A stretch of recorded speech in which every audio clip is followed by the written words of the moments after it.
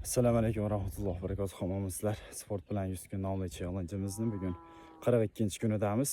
Bugun sizlarga Ibrohim alayhissalom zamonida bo'lib o'tgan bir voqea haqida aytib bermoqchimiz. Bu paytlar bilsanglar, texnologiyalar bo'lmagan, insonlar bir-biri bilan muloqot qilish uchun uzoq bir olis masofalarni bosib o'tishgan. Shunday bir paytda, ya'ni Ibrohim alayhissalom Hojar onamiz bilan Ismoil alayhissalomni tashlab ketgan yeriga o'g'li uylangan paytda keladilar. Kelganda tabiiyki kelini Ibrohim alayhissalomni tanimaydilar. Unda so'raydi Ibrohim alayhissalom: "Ismoil qayda?" deb so'rasa, aytadiki kelini: "Bizga taom topish maqsadida, ya'ni ro'zg'or tebratish uchun yana ko'chaga chiqib ketdilar, rizq qitarib" dedi. Yaxshi dedi-da Ibrohim alayhissalom.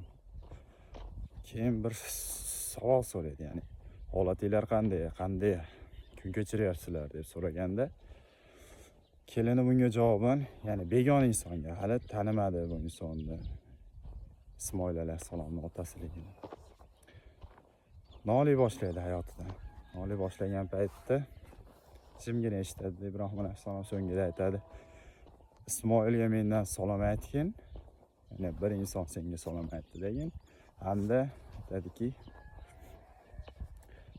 unga aytginchiki, ostonasini almashtirsin, buni yetkazib qo'y deydi. Qaytib ketadi ortiga. Ismoil alayhissalom keladi, uydagilardan hol ahvol so'raydi hamda qanday bu voqealar bo'ldi desa, ya'ni kimlardir kelmadimi men so'rab desa, aytadi: "Bir kishi keldi" dedi, sal qog'og'i soliq holatda. "Sizga salom aytdi" dedi. "Boshqa narsa demadimi" desa, "Yana bir narsa dedi" deydi. Ya'ni ostonasini almashtirishini aytdi, ya'ni ostonangizni almashtirasiz ekan, shuni aytib ketdi desa, "Menga salom aytgan inson" deydi, "meni otam bo'lardi. Ostona bo'lsa, uyda ostonasi ayol kishi bo'ladi. Ya'ni endi qabilangizga ketishingiz mumkin" deb o'sha paytda javobini bergan ekan. Bu ya'ni islom diniga kirib kelishidan avval bo'lgan voqea. Bundan oladigan xulosamiz, duch kelgan begona insonga, ya'ni sir aytmaslik hamda yaxshi sir saqlay olish.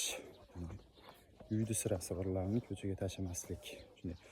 Bu G'iyosiddin Yusufning Asaloy emas, Asal hayot kitobida keltiriladi.